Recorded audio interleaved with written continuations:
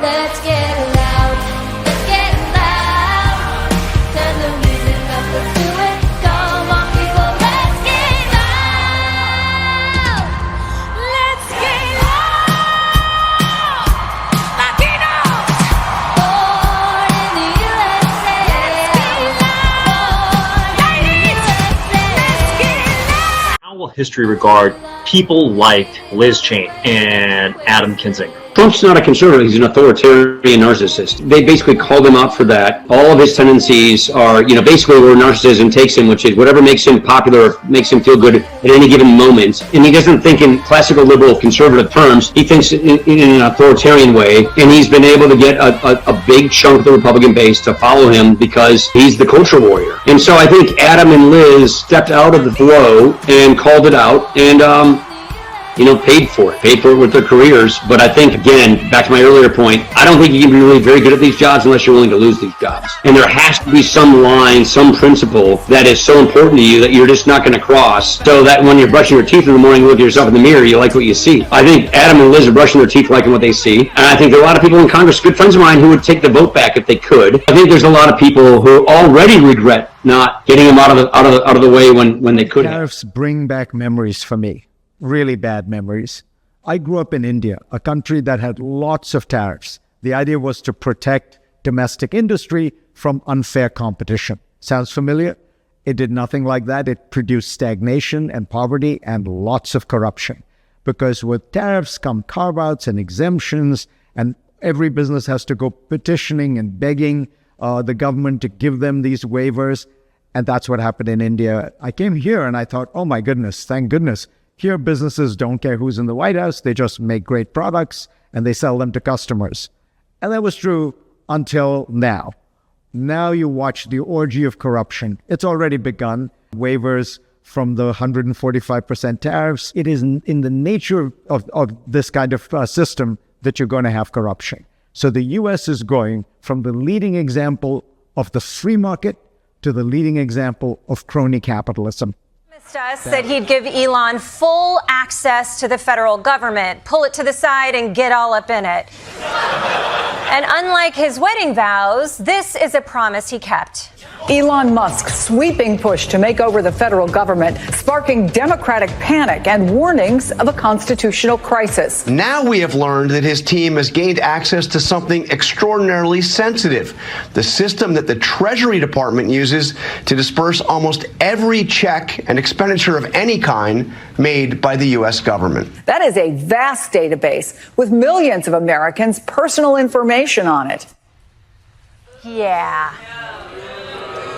Yeah, Elon Musk has access to your social security number, and that is not cool. If you want our personal data, Elon, you go buy it off the dark web like everyone else, okay? Protest against President Trump is planned across all 50 states. It's called the 50-51 movement, and it is planned to happen all across the country today. That name means 50 states, 50 protests all happening in one day. That's what organizers say the movement is in response to President Trump's actions, including many of his executive orders and pardons of those involved with the January 6th riot, plus immigration policy. Calling and emailing your representatives, here are a few things to remember to ensure that your point gets across in the right way. First, do not forget your name and your zip code, so that way they actually know you are a constituent for them. If you want to, you can also leave your full address, but zip code should be fine, or even just the name of your town. Number two, don't forget your main talking points. I like to keep it short and sweet. My topic of interest is public lands and the illegal firing of our park rangers. I'm going to keep it to like 2 or 3 main points, and then I will move on to the action items. Do not forget some action items. It's great that many of our elected officials agree with us that what's happening is bad, but what are they doing about it? So let your complaints be heard, but also demand action. Maybe you already have some action items in your mind. Suggest those. If you don't, just simply say, hey, I'm sure you agree with me, but what are you doing to stop this? You have the power, you have the ability to do this. Please do something, and I look forward to hearing what you're going to do. Ask they also get back in contact with you. hold them accountable in that way as well. And if your politician is still not doing anything after demands and demands and demands, don't be afraid to threaten your vote. We're the ones who put them in office. Our votes have power. So let them know that. Let them know that you do not want to vote for a politician who is upholding big oil, who is upholding billionaires, and who's not doing anything to stop them. Some of them do need a little bit of a motivator, and a motivator might be their vote being taken away. And lastly, call and write regularly. Make it a consistent habit. It is great that you do it once, and I don't want to discount that, but it's even better when we do it multiple times. Make it a daily thing. Make it a weekly thing. Encourage other people in your lives to do the same thing. One phone call might not make a difference, but thousands or millions of phone calls and emails together has a much better chance of making a difference. Please do not discount small acts of activism. They still matter. Not everybody has the ability to take to the streets. And this might be somebody's first taste into activism, so please don't discourage people from trying. Anyway, I've got some phone calls and emails to write. So do you, so let's get to work. Is it Thursday? I mean, it feels like Thursday already, Eamon, but it's only a couple of hours into Monday. So I want to do a little tariff math, and I know we got Megan Casella waiting as well. So if I'm doing this correctly, okay, and maybe I'm not, we do a 50% additional tariff, punitive tariff on China. So if I layer that on to some of the tariffs that are kicking in, and I know we already have 100% tariffs on electric cars that was put in place by the former President Biden, but on all goods, that, I think, takes us above a 100% tariff, I think. That's correct.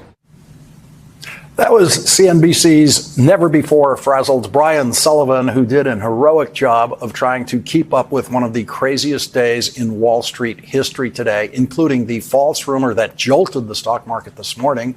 Shortly after 10 a.m., CNBC's screen flashed what appeared to be good news for the market that was suddenly flying around social media. Donald Trump's economic advisor, Kevin Hassett, was reported on the screen to have said that Donald Trump was considering a 90-day pause in tariffs for all countries except China. And that pushed the stock market straight up like a rocket at 10:17 a.m. There's the green graph on your screen going straight up at 10:17 a.m. We are just seeing the same headline that you guys are reacting to right now on this 90-day pause in tariffs on all countries except China. We are still trying to confirm this ourselves with the White House, but obviously a major change here, guys, and really different rhetoric, even just from a couple of hours ago from this White House. Navarro, of course, on CNBC saying that this is not a negotiation. And then again, Howard Lutnick, the Commerce Secretary, yesterday was asked point blank whether there would be any postponing because there was some talk of that over the weekend. And he said absolutely not. It's sort of obvious these have to go into effect while the president resets global trade. The president himself has been saying he won't strike any deals with China and the EU, were the two countries he's been most focused on, or the two trading partners, and saying that there was nothing that they could offer because he wanted to see the trade deficits reduced. So a big shift here. We will have to see if this is confirmed. And then CNBC's intrepid White House correspondent, Eamon Javers, sent the market crashing back down simply by doing his job as a reporter. When I asked officials here in the West Wing just, a minute ago whether or not there was any consideration of a 90-day pause, they said they hadn't heard that, they don't know what that is, and they'll get back to me, basically. All right. Well, I think it also been an extraordinary 10 minutes in the market. Well, let's call it about 20 minutes in the market on what may not be actual news, guys. Minutes later, the grim reality finally set in. Eamon, really, you calling the White House press secretary and debunking these headlines really sent the markets back down, but because it was not a real headline, that turned the market up. Yeah, in this case, Brian, fake news was fake news. And there you had a demonstration of just how quickly this problem could be solved. All Wall Street needs to hear is that Donald Trump is going to stop doing what he's doing. Jeff, what do you make of the market action today? I know it's kind of a lame question on my part, but I'm not going to lie, I don't know what else to ask. Sully, it has been chaotic. When CNBC's always steady Brian Sullivan is shaken to the point where he doesn't know what to ask, that's what chaos looks like on Wall Street. Say, kids, what day is it? It's Liberation Day. A day where I liberate you from your savings and tariff everyone at the circus Don't worry, it's like a tax cut. Or will be. For some of us, most of you won't even feel it too badly. So my associates are going around with fun red bags, and I want you to give them your wallets and all your jewelry and tell them your social security numbers. We are just cutting all the fraud, waste, and abuse. Put your money in the bag. You know how many kids I have to feed? Like a lot. On Liberation Day, all the best people are driving Teslas. Pretty much my whole cabinet. Elon made them. Oh, hello, Marjorie. Hey, look, even J.D. Vance is getting in on the act. He takes that couch with him everywhere. So remember, on this Liberation Day, me and my people, we will do well and you will pay for it. But it's just short term. It's an old story. At first, they seem ridiculous. The big egos, the bad ideas. Some of them seem almost comical. Not here, the people say. Yet men like these find their following because they know how to use hate and fear. Fear of foreigners, immigrants, and minorities. Of Jews, Muslims, Christians. They dismiss the experts, demonize the press, promise they alone can deliver better lives and brighter futures. If they could only be rid of the obstacles to that power. Eventually, enough people buy it. They hand the fate of their nations over to madmen. But then suddenly, it's not so funny. The military deploys on the streets to protect the leader. Names appear on enemy lists. Opposition voices are silenced or imprisoned. The leader promises the right bloodlines will survive, and the wrong ones will be purged. It's an old story, one that could never happen here. The very idea is ridiculous, almost comical. There's no one dividing us, no one telling us who to hate, who to put in cages, no one demonizing the press, dismissing the experts, no would-be savior claiming he alone can fix our problems if only the obstacles to power are removed. No one singling out the other, telling us what should become of them. No enemy lists, no threats of imprisonment. No one lashing out when their ego is threatened, demanding absolute loyalty and using the military to control the streets. No, it can't happen. Not here. We know too well how it begins, and it's always been up to us how it ends. I don't care if the president is a Republican or a Democrat. I don't want to live under emergency rule. I don't want to live where my representatives cannot speak for me and have a check and balance on power. One person can make a mistake. And guess what? Tariffs are a terrible mistake. They don't work. They will lead to higher prices. They are a tax, and they have historically been bad for our economy. But even if this were something that was magic and it was going to be a pot of gold at the end of the rainbow, I wouldn't want to live under emergency rule. I would want to live in a constitutional republic where there are checks and balances against the excesses of both sides, right or left. What we've seen this past week has just been tariffs on steroids. It has everyone on Wall Street running for the hills. President Trump has been talking about tariffs for decades. The fact is that you don't have free trade. Trade was wonderful. One of the most important reforms of all is trade reform. During his first administration, the Wall Street types he had around him tended to temper his tariff impulses. This time, it's all new. These are the people on Trump's tariffs team.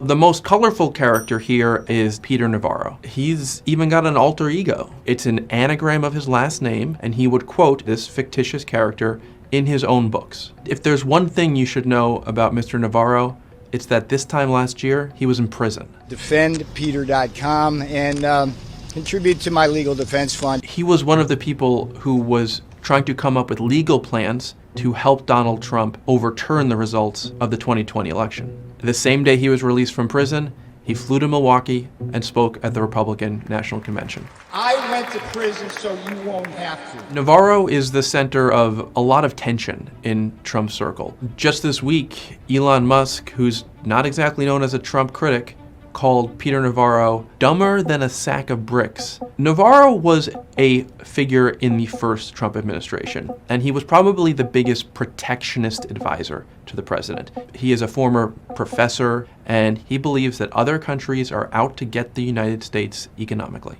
The next advisor to look at is Scott Bessent. He's the Treasury Secretary. He used to be a hedge fund manager. And Scott Bessent is a man who first made his fortune working for George Soros, the famous Democratic philanthropist. Cut to the first Trump administration, and all of a sudden he's donating $1 million to the inauguration of a Republican president. But he's someone that a lot of people on Wall Street felt was going to be a moderating influence on tariffs. And instead, Bessent is going on television and saying that all is well. There doesn't have to be a recession. We are moving forward. Howard Lutnick. Remember this moment? That's tariffs. The man who handed Trump the giant poster board was Howard Lutnick. On paper, Howard Lutnick might seem like just another finance type. He was chief executive of Cantor Fitzgerald, an investment bank. He has a long time been a friend of the president's. But on Wall Street, Howard Lutnick is a bit of a fringe figure, and Lutnick is a true loyalist, and he's been out there defending these tariffs every day. One thing's for sure, with these three advisors, the guardrails are gone, and that makes it just that much more complicated for business leaders to find a friendly ear in this White House. Imagine if I had done any of this. Let me just, I just want to be clear about this. Imagine that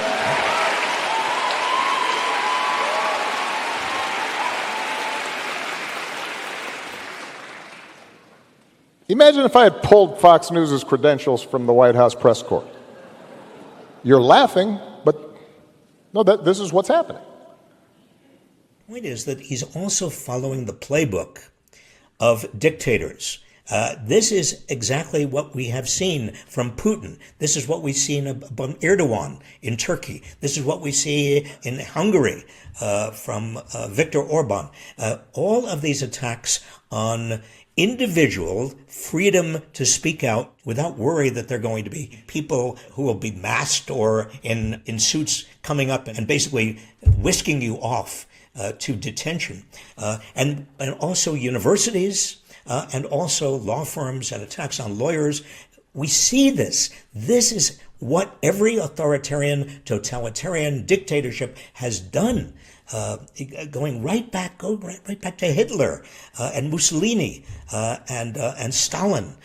This is not new, and I don't know why there is not more reference to this being the dictator's playbook. This is what Trump is doing. Calling and emailing your representatives, here are a few things to remember to ensure that your point gets across in the right way. First, do not forget your name and your zip code, so that way they actually know that you are a constituent for them. If you want to, you can also leave your full address, but zip code should be fine, or even just the name of your town. Number two, don't forget your main talking points. I like to keep it short and sweet. My topic of interest is public lands and the illegal firing of our park rangers. I'm going to keep it to like 2 or 3 main points, and then I will move on to the action items. Do not forget some action items. It's great that many of our elected officials agree with us that what's happening is bad, but what are they doing about it? So let your complaints be heard, but also demand action. Maybe you already have some action items in your mind. Suggest those. If you don't, just simply say, hey, I'm sure you agree with me, but what are you doing to stop this? You have the power, you have the ability to do this. Please do something, and I look forward to hearing what you're going to do.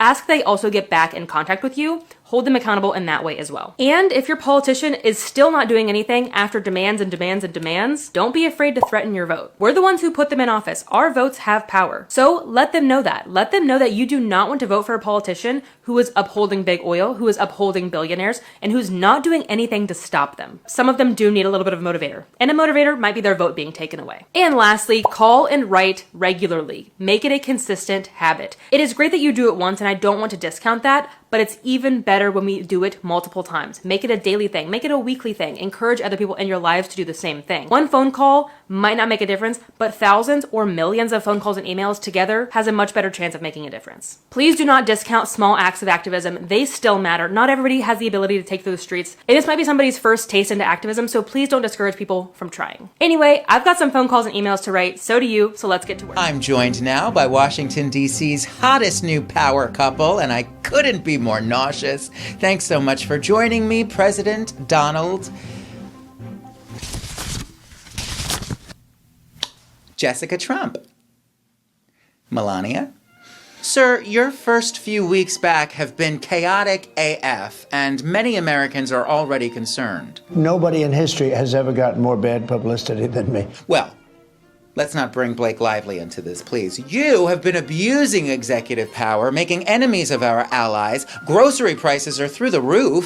I mean, I just had to a guy behind a C-town to score a carton of eggs. That's unbelievable. That's what he said. All we're really trying to do here is restore the will of the people through the president. And eroding our rights, it's starting to feel super constitutional crisis-y. It really is. It's kind of funny to think that had you not outrun the law yourself, you might be sitting in prison right now instead of the Oval Office.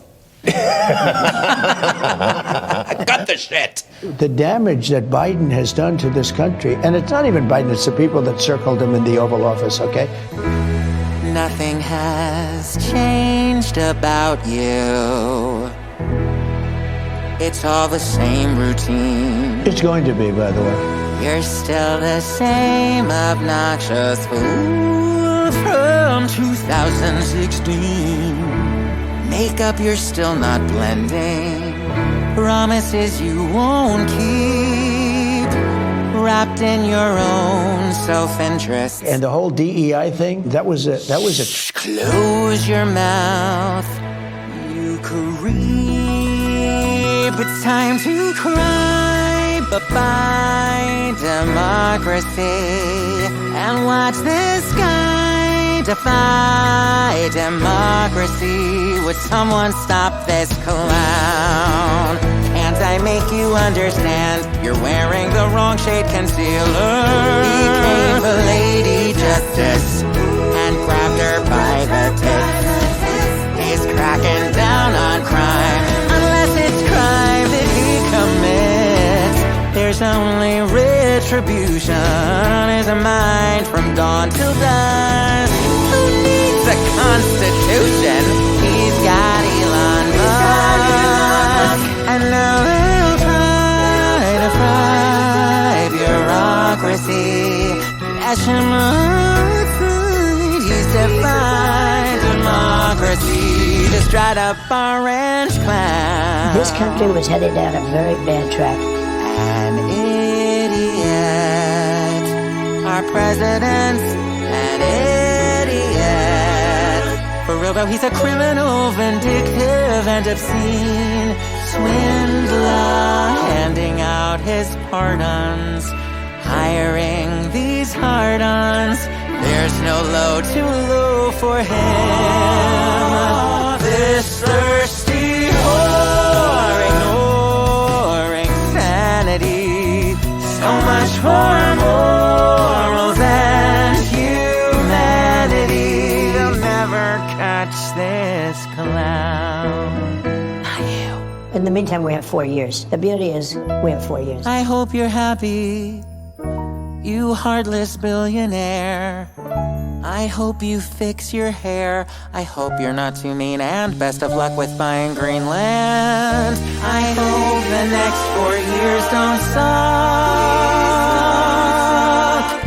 I hope you're happy, you schmuck.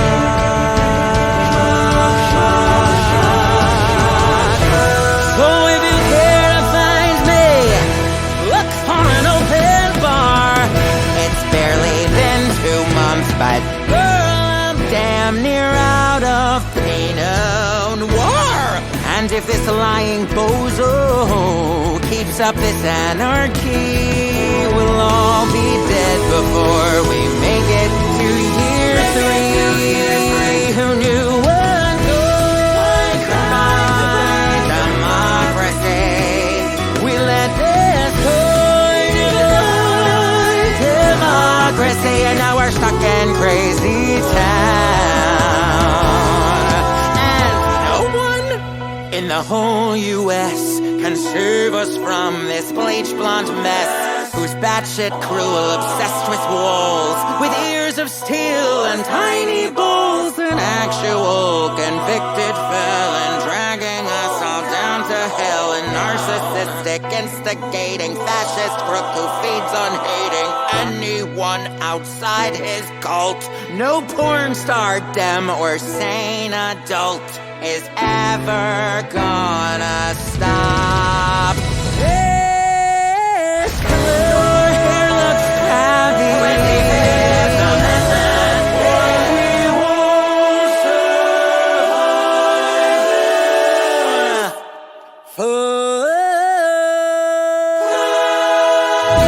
survive. That is New York Times columnist David Brooks and Jonathan Capehart, associate editor for The Washington Post. Great to see you both.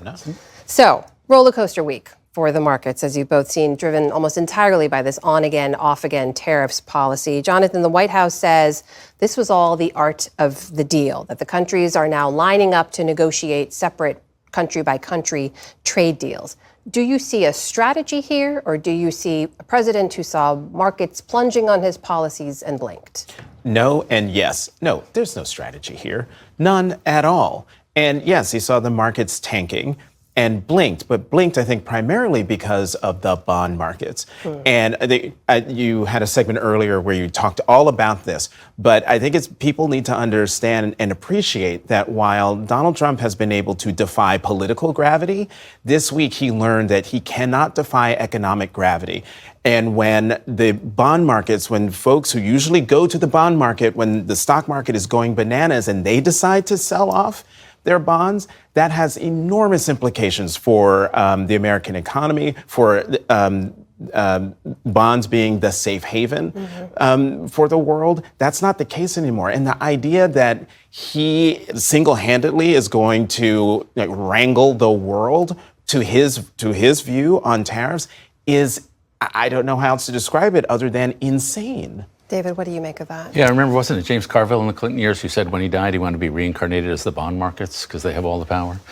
So there's some truth to that. I think there's been a shift, and so there was some rationale. It was stupid, but it was a rationale for the original tariff everybody, and that was we want to restore manufacturing to this country. Yeah. But when it becomes deal by deal, and it's all temporary and it's all up for negotiation, no entrepreneur is going to invest in this country if the tariff levels are going to move up and down. There's just no way you're going to invest.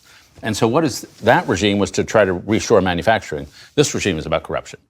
And so what is a tariff? It's an amassing of political power over the economy. And what do people do who are in the economy who want to keep their business alive? They have to find a way to bribe the political leaders who run the tariffs. And so the countries are going to come in, hiring local lobbyists here to lobby the Trump administration. What do we have to give? Who do we have to give to? Companies are going to be asking for waivers. What do we have to give? How much do you want, Mr. Trump? And so the fact that Trump's in the center of all these negotiations puts him in the center of a web of corruption. And I think that's what countering China, though, because obviously that trade war continues to escalate. The White House would say this has put China in a bad position. That's good for the U.S. Yeah, that's more defensible, frankly. China really is dumping cheap electrical vehicles on the whole rest of the world. And so I think if we focused on China, and if we did it in a way that was predictable and that was ratcheting rather than drastic up and down, you could defend that policy. But the way Trump is doing it is so massive that, a lot of, if you buy T-shirts, if you buy a dry cleaner, a washing machine, all that stuff's coming from China. Bicycles coming from China. The fact is, the bottom line is, if they make cars cheaper and better than we do, they're going to be able to sell their cars. And the core problem here is not China being exploitative, though they do that. The core problem is they're better at manufacturing than we are. There's concern from Democrats and others this week about some of the messaging from the president, encouraging people as the markets were plunging to buy into the dip. Last Friday, he posted online, "This is a great time to get rich." On Wednesday, he posted, "This is a great time to buy." That was right before he paused those higher tariffs. We know a lot of the other tariffs still stay in place. What do you make of all that? Should that be investigated? Yes, it should be investigated. But I think that's a prime example of what David was just talking about the corruption that all of this seems to engender. Of course, this needs to be investigated. Of course it needs to be, but it's not going to be. Quite honestly, the Democrats are they're not in the majority, and Republicans don't seem to be interested in looking at anything that the president does. But absolutely, this should be looked into.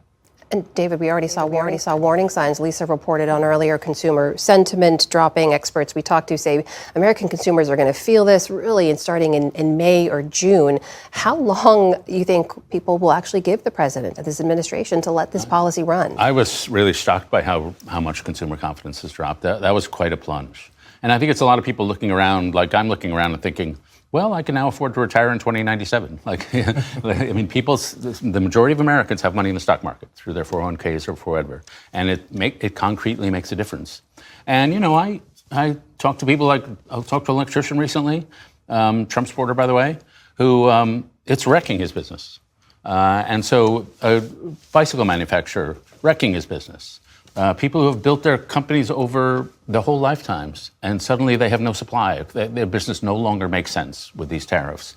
So this is not just some, political game here. This is actually touching people's actual lives. This weekend, during a video conference with Italy's right-wing League Party, Elon Musk revealed just how dramatically and completely he disagrees with Donald Trump in private, where he apparently claims to urge Donald Trump to drop all tariffs between Europe and North America.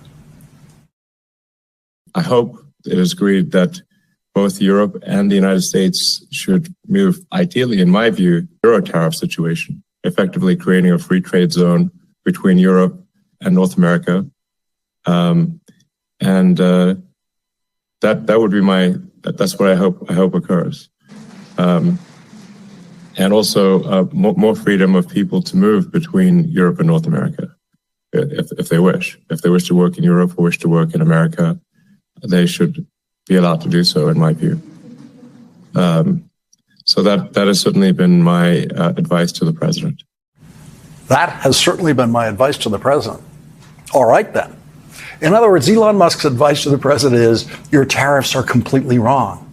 Not that your tariffs are a little too high, but that the tariffs should be zero. That's what Elon Musk said he's telling Donald Trump. That is by far the most dramatic difference in opinion anyone on the Trump team has with Donald Trump.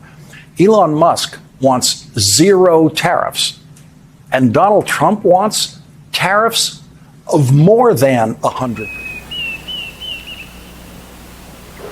The basic principles underlying the free market, as Adam Smith taught them to his students in this university, are really very simple. Look at this lead pencil. There's not a single person in the world who could make this pencil. Remarkable statement? Not at all. The wood from which it's made, for all I know, comes from a tree that was cut down in the state of Washington. To cut down that tree, it took a saw. To make the saw, it took steel. To make the steel, it took iron ore. This black center, we call it lead, but it's really graphite, compressed graphite. I'm not sure where it comes from, but I think it comes from some mines in South America. This red top up here, the eraser, bit of rubber, probably comes from Malaya, where the rubber tree isn't even native.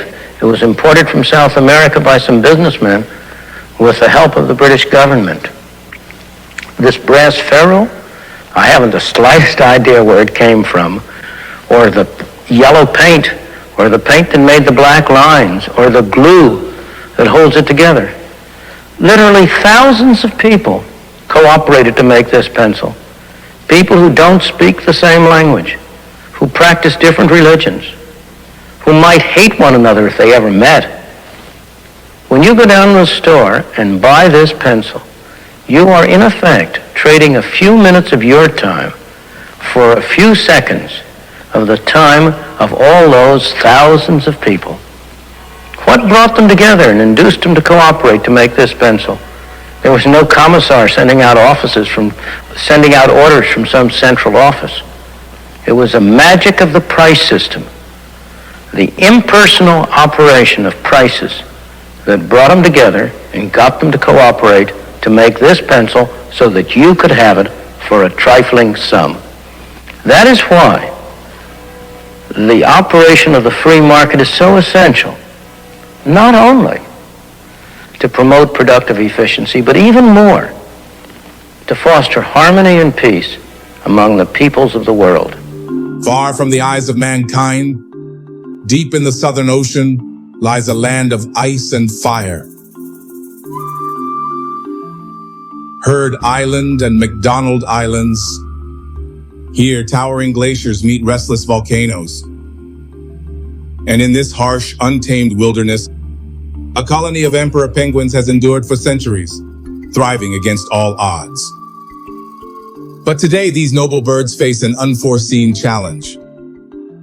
Not from the brutal Antarctic winds, nor from the depths of the hungry sea lions that lurk beneath the waves, but from tariffs. Yes, tariffs. Imposed by President Donald J. Trump, these economic barriers have rippled across the globe, even reaching these distant, forgotten isles. The impact, devastating. Once free to import fish from their Antarctic neighbors, the penguins now face soaring seafood costs. Squid, taxed. Krill, sanctioned. Herring, a delicacy reserved for only the wealthiest of seabirds.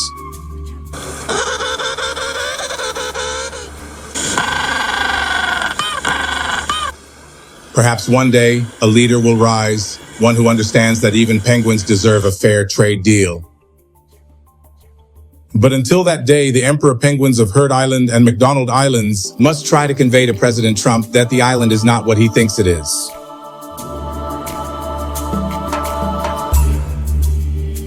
Who is the author of the deranged Trump-Navarro tariffs? Elon Musk tweeted this about Peter Navarro. A PhD in econ from Harvard is a bad thing, not a good thing. Imagine what that means for Donald Trump, who only has a college degree from the University of Pennsylvania, which surely Elon Musk values even less than a PhD from Harvard. Peter Navarro shot back at Elon Musk, calling him a car guy and who just wants, quote, cheap foreign parts, which apparently is some new form of insult in Trump world that claims to be in the business of helping America's car guys, America's auto workers and car manufacturers. But because Donald Trump doesn't understand how his tariffs actually work, the stock market of every American car company is collapsing. Their stock is collapsing, including Elon Musk's car company stock, which collapsed even more today. After a morning of Trump-induced madness in the stock market today, a member of the board of directors of Tesla publicly attacked Donald Trump on Twitter. And you know that wouldn't happen without Elon Musk's approval, especially because that board member's name is Kimball Musk, Elon Musk's brother, and apparently Elon Musk's authorized surrogate at Tesla to publicly attack Donald Trump. Kimball Musk tweeted, "Who would have thought that Trump was actually the most high-tax American president in generations? Through his tariff strategy, Trump has implemented a structural, permanent tax on the American consumer. A tax on consumption also means less consumption, which means less jobs, which in turn leads to less consumption and even less jobs. That cycle of less consumption and less jobs is what we call a recession, which is what Wall Street is now predicting, with Wall Street analysts calling it the coming Trump recession." My most immediate successor, and who's now president once again. And so there are a host of policies that we could be discussing where I have strong opinions.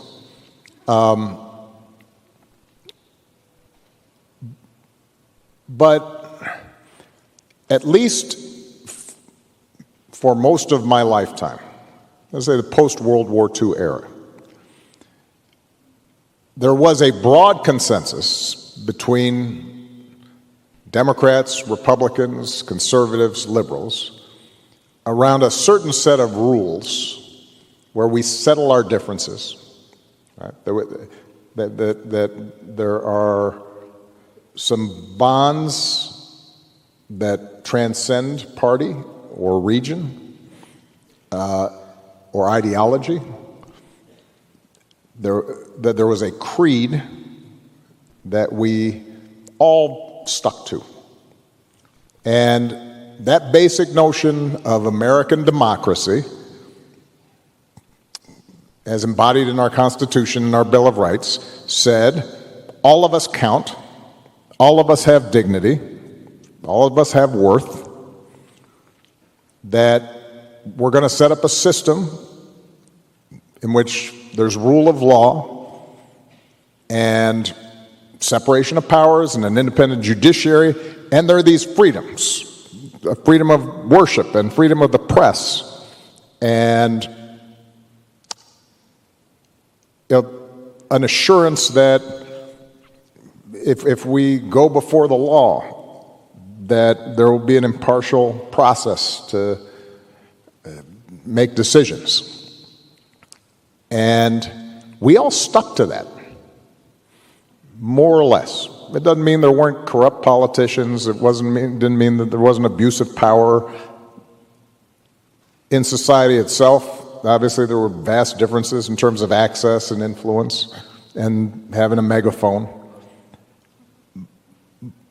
But we all said, even though that ideal wasn't always observed, that that was the right ideal to have. It's amazing. We had a big day yesterday. There will always be transition difficulty, but it's clear I am the best president this country's ever had, with Washington and Lincoln as close second and third, maybe even lower, and the people all voted Trump, maybe like one guy didn't. So I would like to hear from my cabinet, and keep in mind, the one with the least praise will be sent to El Salvador, and not in a nice way. Pam? Had some great wins in the last few days that, you were overwhelmingly elected by the biggest majority. So in tribute, I got a tattoo on my lower back of you that at first was based on that portrait of you in the Colorado State House. So I had to have that one removed, but my new one is very handsome. Finance guy? Well, Mr. President, as you know, the last few days, the markets have been like a roller coaster, and man, do Americans love roller coasters. It's like their favorite ride at the theme parks. So in honor of your tariff leadership, I too got a tattoo of you. I didn't know about Pam's, so sorry about that. Leon? So as you know, our friendship has been on the rocks. It's why you ordered them not to film me on Fox. And you put Tesla stock in the toilet, but toilets are like a good thing. We all use them. So I still like you. As for Doge, we are still doging. We found 130 trillion fake social security numbers of dead people. We're like the kid from The Sixth Sense who see dead people, but also the kid from AI, same kid, and maybe a little the kid from the movie Witness, but the Amish don't buy Teslas, so forget that kid. Kahlua Pete? I am totally gonna chug this glass of water. Should I do it, Mr. President? You guys want to see me chug this? Yeah, baby. Get her done. Mr. President, I just want to assure you this is the safest cabinet meeting of all times, thanks to your leadership.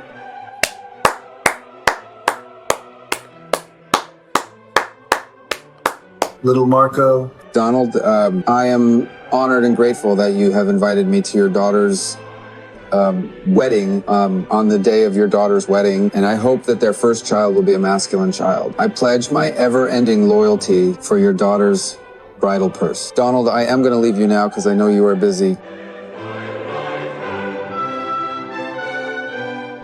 RFK? Mr. President, you are a perfect picture of health. From your chiseled chin to your rock-hard abs. As Health and Human Services Secretary, I could not ask for a better role model. I am happy to announce we have eradicated the measles and discovered they were caused by DEI. Well, great meeting everybody, but Caroline, can you call Fox and tell them to get that stock market graphic off the screen? Get it off. They are competing with CNN for the lowest ratings. So you all did well, but I think you can do better. So prepare more gifts and praise by tomorrow.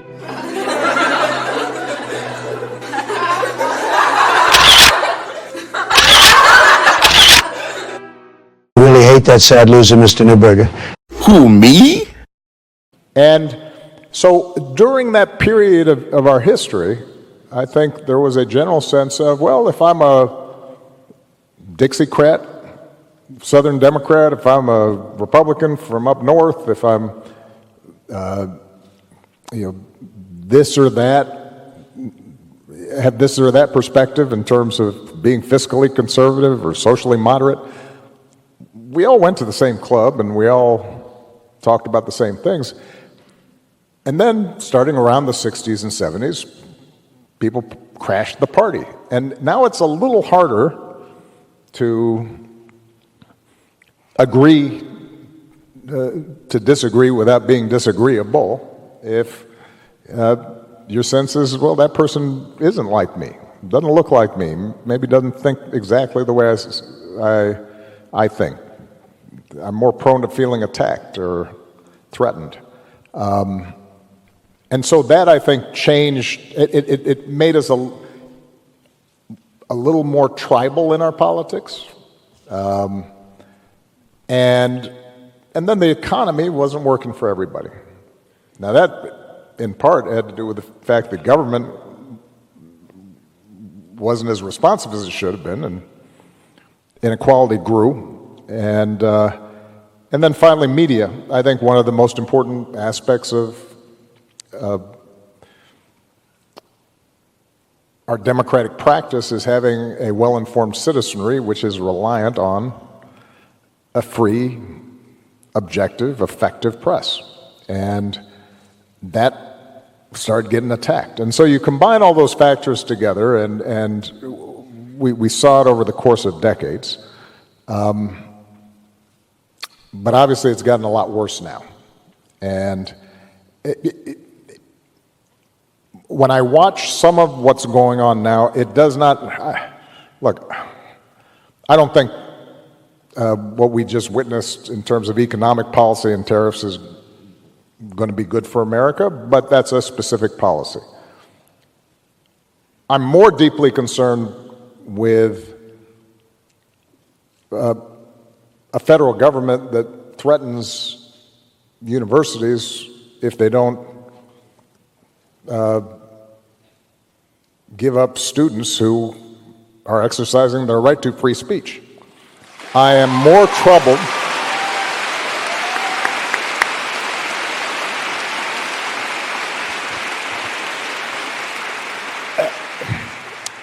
The idea that a White House can say to law firms, if you represent parties that we don't like, we're going to pull all our business or bar you from representing people effectively. That kind of behavior is contrary to the basic compact we have as Americans. Imagine if I had done any of this. Let me just, I just want to be clear about this. Imagine that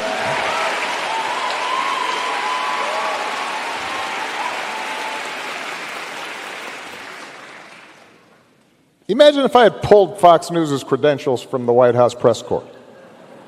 You're laughing, but no, this is what's happening. Imagine if I'd said to law firms that were representing parties that were upset with policies my administration had initiated, that you will not be allowed into government buildings.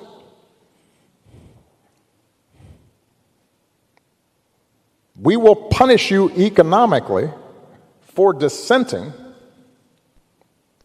from the Affordable Care Act or the Iran deal.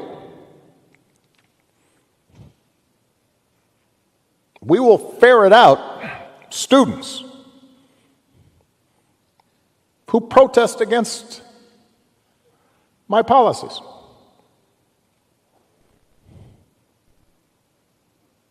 It's unimaginable that the same parties that are silent now would have tolerated behavior like that from me, or a whole bunch of my predecessors. So, and I say this not on a partisan basis. This has to do with something more precious, which is, who are we as a country, and what values do we stand for? And now,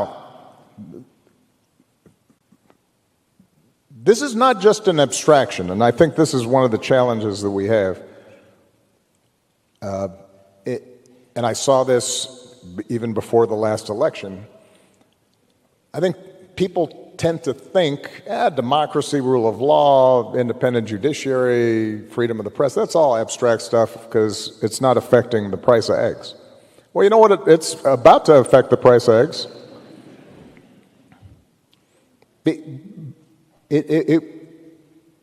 One of the things that has distinguished us in the past has been this basic idea that we are a rules-based society. What that means is that, you know what, I can support one candidate instead of another, and I don't have to worry that the police are going to come harass me or my customers. That's what happens in other places. That's what happens in Russia.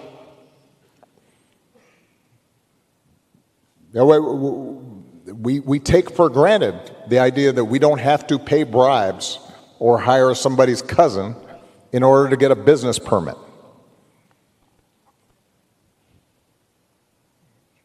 That's how we built the economy we did. That's why this place worked.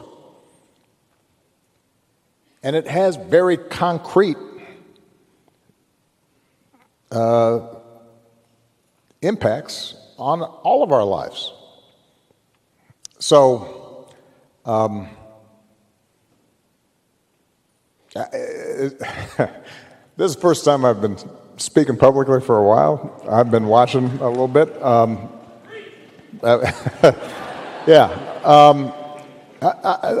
Let me just close this portion of my remarks by saying it is up to all of us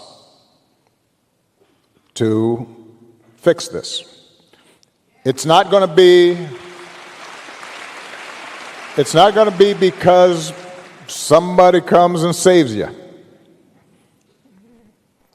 The most important office in this democracy is the citizen, the ordinary person who says, no, that's not right. And I do think one of the reasons that our commitment to democratic ideals has eroded is that we got pretty comfortable and complacent. You know, it has been easy during most of our lifetimes to say you are a progressive, or say you are for social justice, or say you're for free speech, and not have to pay a price for it.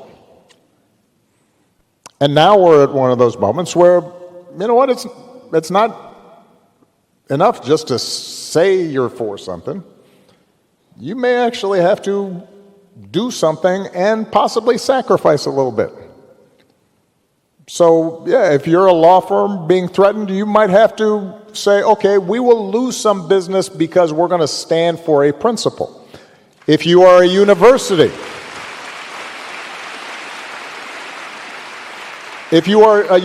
you may have to say, figure out, are we in fact doing things right?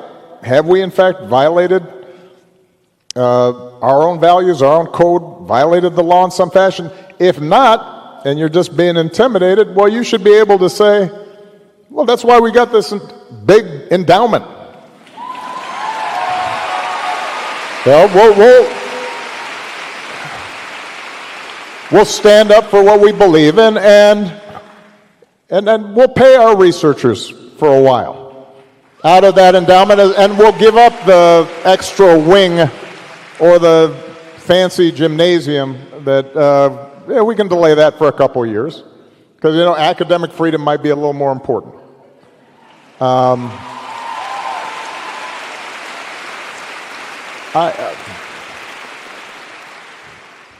For most of human history, and to this day in most of places in the world, there is a cost to challenging the powers that be, particularly if they're abusing that power.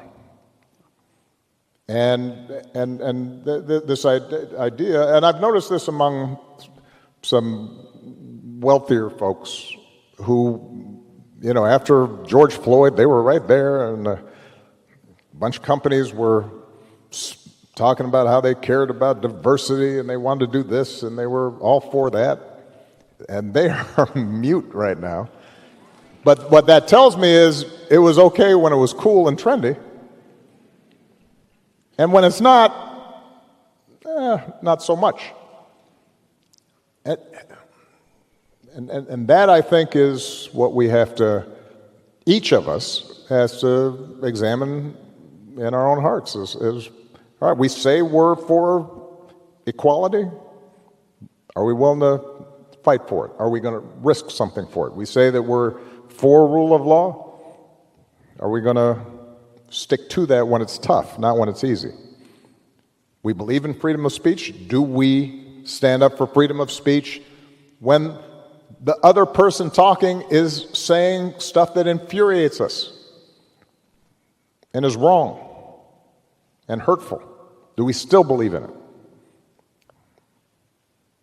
And that, for university students and for your generation, I think that's important, because part of how we got confused around some of these issues is that those who claimed to be fighting on behalf of social justice and freedom of speech and equality, sometimes we didn't observe it ourselves.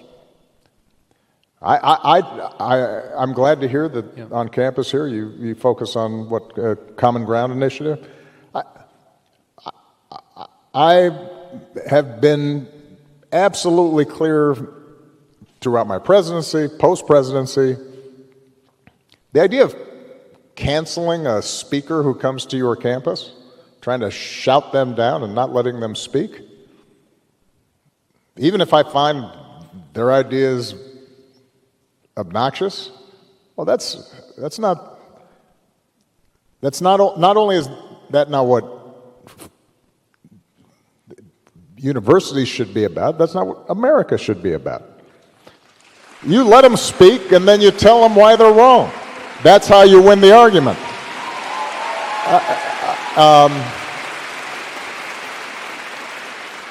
The sort of the delicacy of sensibilities in classrooms. Michelle and I talk about this all the time.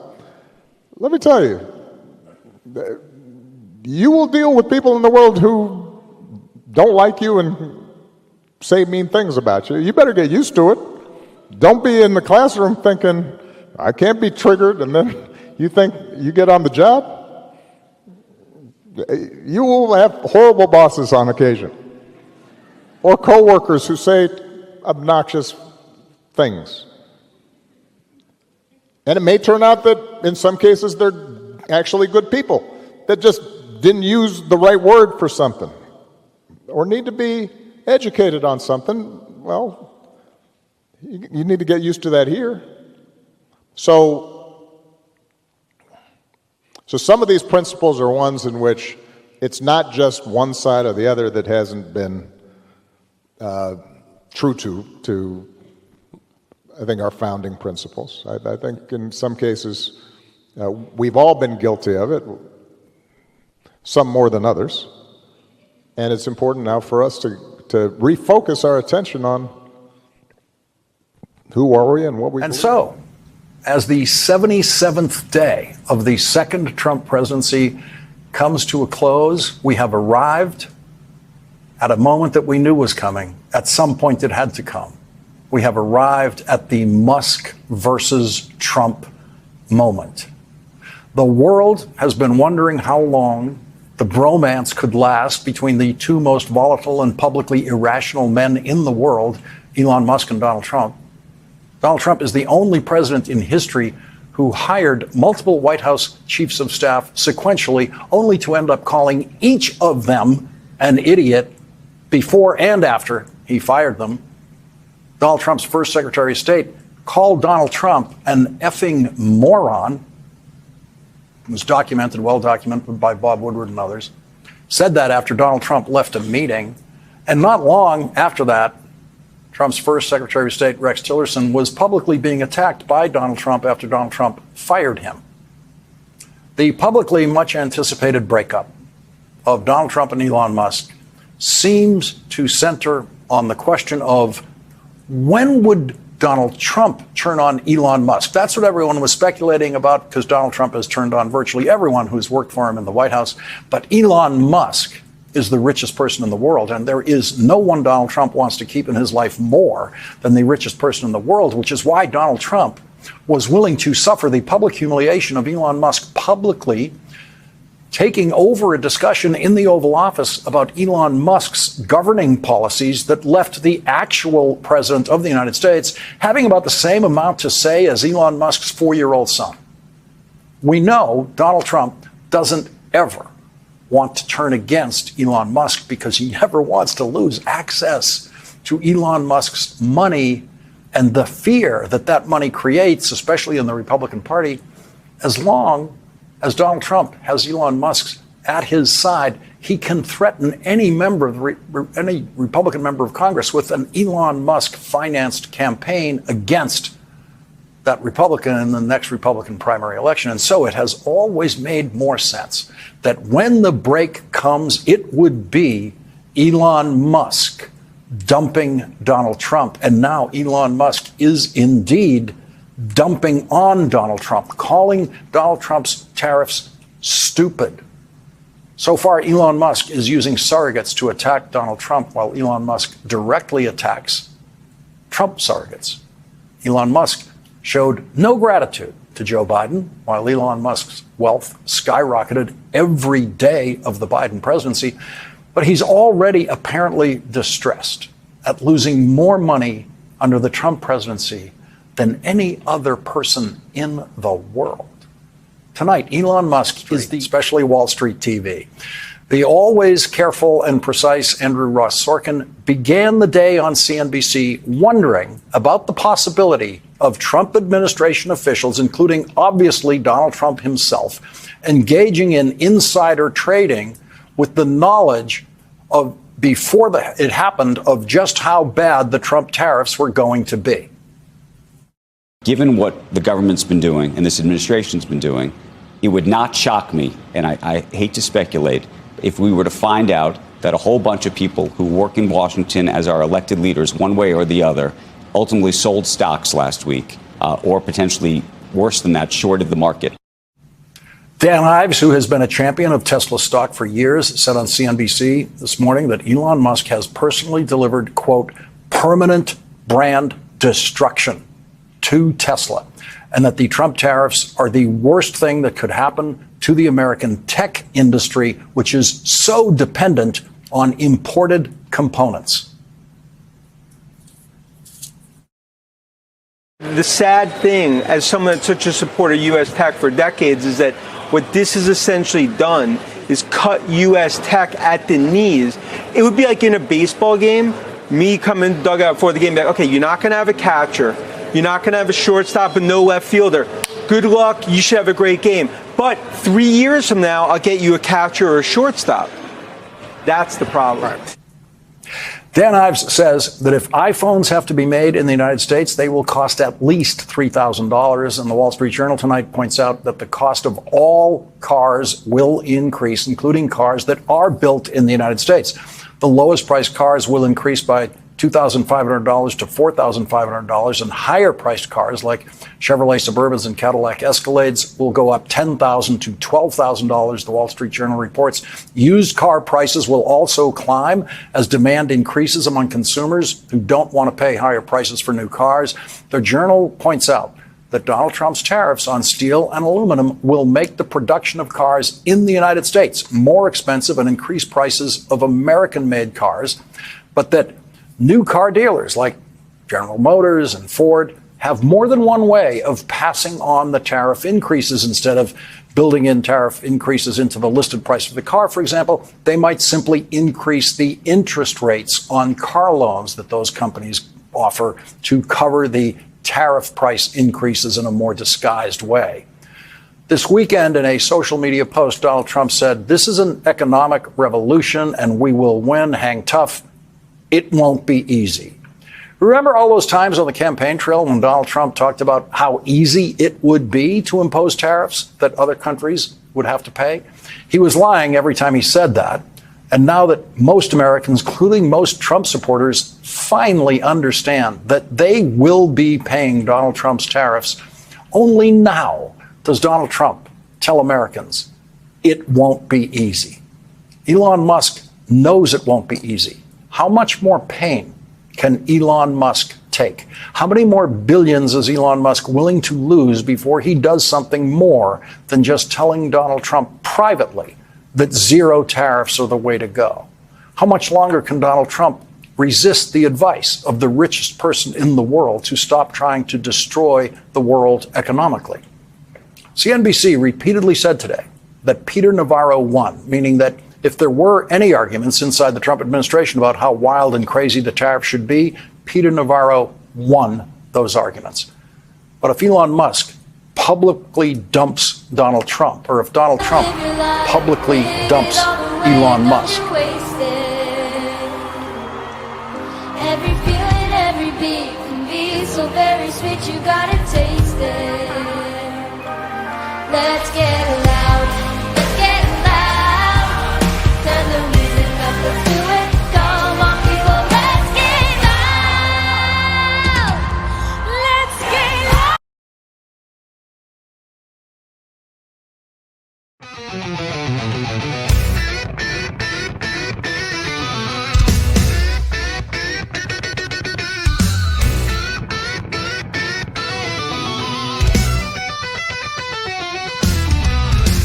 At 3 a.m. again, his spelling's in decline. He rambles on about ratings while the world is on the line. He hugs a flag and scowls a lot while praising autocrats. And when he speaks, the fact checks shriek, "We're gonna need more stats!" Supercalifragistic, racist, sexist, Nazi POTUS. Even though the sound of it is something quite atrocious, if you say it loud enough, you'll get blocked by his notice. Supercalifragistic, racist, sexist, Nazi POTUS. Diddle I. That's not a law, that's just a tweet. Diddle I. He can't define the word elite. He bans the books, he stacks the court, he's golfing every week. He swears he loves the working class while profits hit their peak. He tells us lies with every breath and claims it's just a joke, then blames the press for all the mess while freedom starts to choke. Supercalifragistic, racist, sexist, Nazi POTUS. He built a wall of pettiness from here to deep psychosis. He rants on stage with rage that stage like right-wing overdoses. Supercalifragistic, racist, sexist, Nazi POTUS.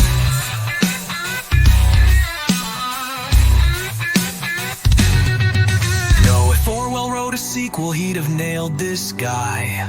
Or maybe Mel Brooks if he were high. His fans believe he's heaven sent to drain a murky swamp, but all he's done is fill it up with cronies on a romp. He'll gas a crowd for photo ops and blame the ones who kneel, while donors cheer and lobby near to cut a better deal. Supercalifragistic, racist, sexist, Nazi POTUS. Misinform and gaslight till the nation's in hypnosis. Try to say it backwards just like facts, he won't oppose it. Despising sick us if what like crap us. Hey, that almost sounds like one of his executive orders.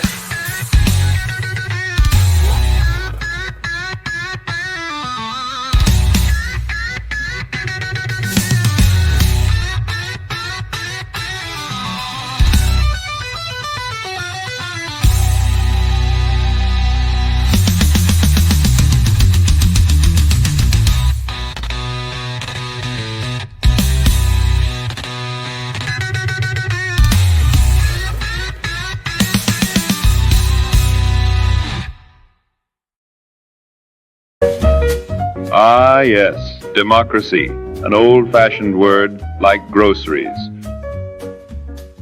Are you an aspiring autocrat, tired of not reaching your full potential? Ever thought, how can I, a power-hungry conman who bankrupted multiple businesses, curb-stomp pesky elections and checks and balances? Well, good news. We've got a foolproof, 5-step concept of a plan just for you. How to destroy a democracy. Step 1. Control the money. Why beg for loyalty when you can just buy it? Simply take control of taxation and spending. Want a country to support you? Hit them with tariffs, not just any tariffs, reciprocal tariffs. And sure, some will poo-poo tariffs, but those whiners, they're for the birds. A fancy way of saying, I'll punish your economy until you be my Lindsey Graham. It's economic warfare and a loyalty test all in one. Step 2. Silence the lawyers. Democracy loves legal nerds who insist on things like the rule of law. Boring. Make sure the biggest law firms know that representing your enemies comes with a hefty price. No more lawsuits, no more investigations, just pure, unchecked power. It's fun to be above the law when you're standing on it like a rug. Step 3. Muzzle the universities. Independent thought, free debate, a breeding ground for dangerous ideas. Make sure colleges understand that their funding and their ability to function depends on how much they praise you. Maybe even mandate a statue. And if they refuse, well, just like those pesky foreign governments, they can face some reciprocal consequences. Step 4. Keep businesses in line. Big industry has too much power. But don't worry. With a few well-placed reciprocal tariffs, you can make every CEO come crawling on their knees. And when they do, well, you just ask for a little favor in return, like public endorsements, campaign donations, and the firing of any employee who dares to suggest you didn't win an Emmy. Step 5. Create the problem, then sell the solution. Make sure the economy is in constant turmoil. Nothing too devastating, just enough pain to make you the only person who can fix it.